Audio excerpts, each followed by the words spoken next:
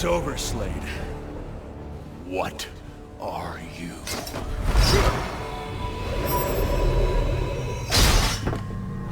I'm Batman. What's up, fellow degenerates? Arkham Origins was my personal introduction into the Arkham series back when it came out, and despite its position in the Arkham family, I must admit I did enjoy it, since it used the strength of its predecessors to its advantage. So here's some things about Batman: Arkham Origins. If you did not pay attention to the story, or were too busy busting open heads and breaking arms and legs with your favorite Caped Crusader, here's a fast reminder. You're Batman. Amazing, right? The game takes place roughly 8 years before the events of Arkham Asylum. It's midwinter, and Batman is in his second year of his career as a vigilante, yet even the police does not know if he is a friend or foe. He's still a mysterious force in Gotham. On Christmas Eve, Batman intervenes a jailbreak at the Blackgate Penitentiary, with Black Mask as the main perpetrator, executing Police Commissioner Loeb and escaping. Batman is forced to face Killer Croc there, but is able to defeat him and gets to know that a large bounty of $50 million was placed on his head, with 8 assassins being eager to claim it, one of which was Killer Croc, who is now in custody. Needing more information, Batman breaks into the GCPD, getting access to the criminal database, deducing that Black Mask is actually the Joker in disguise.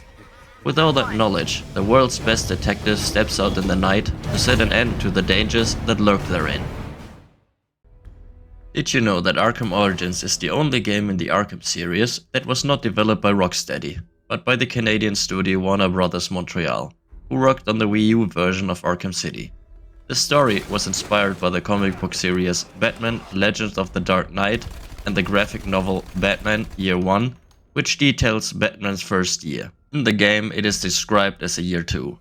Parts of the plot were partly inspired by Batman: The Man Who Laughs, Batman: Turning Points, and Batman: The Long Halloween. A thing that personally bugged me is the fact that Kevin Conroy was not used as Batman's voice actor, but Roger Craig Smith. The reason behind being, they wanted a younger sounding Batman. Including DLCs, there are 10 bosses in the game, 11 if you count TN1 Bane as a different boss. The main antagonists are Killer Croc, Deathstroke, Copperhead, Bane, Firefly, Joker, Deadshot, Black Mask, Lady Shiva, and Mr. Freeze in the DLC. Batman wouldn't be Batman without his gadgets. There are many things on his utility belt Batman can use, including batarangs, the remote control batarang, smoke pellets, explosive jail, grapple gun, shock gloves, and many more. All of these give you different methods to get rid of enemies, in your preferred way of playing the game, sneaking around and taking them out silently, or being a bolt-fast nightmare to those who oppose you. To create the ambience of the game, the score for Arkham Origins was composed by Christopher Drake, replacing Ron Fish and Nick Arundel. Its inspiration partially came from the movie Die Hard from 1988, which features sleigh bells in its soundtrack at specific moments. Being a prequel, Drake explained that it gave him more freedom to stray away from the elegant and orchestral scores from the other Arkham games to music with more electronic elements. The in-game music was created with layers that trigger upon actions taken by Batman, for example beginning a fight or entering a building. After all, Drake's main concern overall was the music being boring.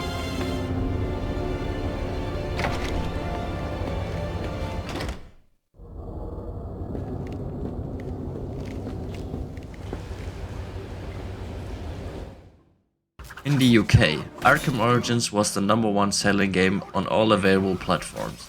It was the 11th best-selling boxed game of 2013 in the country, whilst also being the top-selling game on Steam between October 20th and 26th.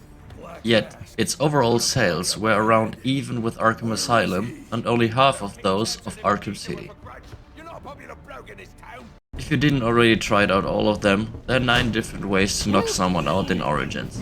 The corner takedown, the silent takedown, a knockout smash, a double takedown, the inverted takedown, a great takedown, ledge takedown, a hanging ledge takedown, and the window/wooden wall takedown.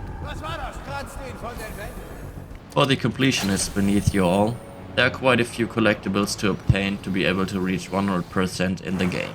There are 200 Enigma files, 20 Anarchy tags, and 8 Cyrus Pinky Plagues.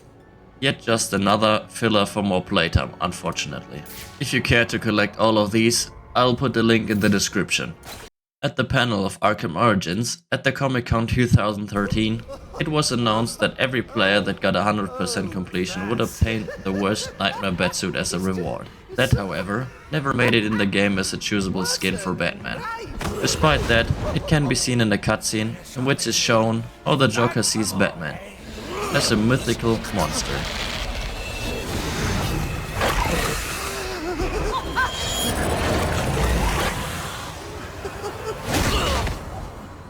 If you wait long enough during the credits, you can hear the Joker singing a variation of Hank Williams' Cold Cold Heart, foreshadowing the later released DLC of the same name. And melt your cold, cold heart. And with that, see you next time. Or we call it Auf Wiedersehen.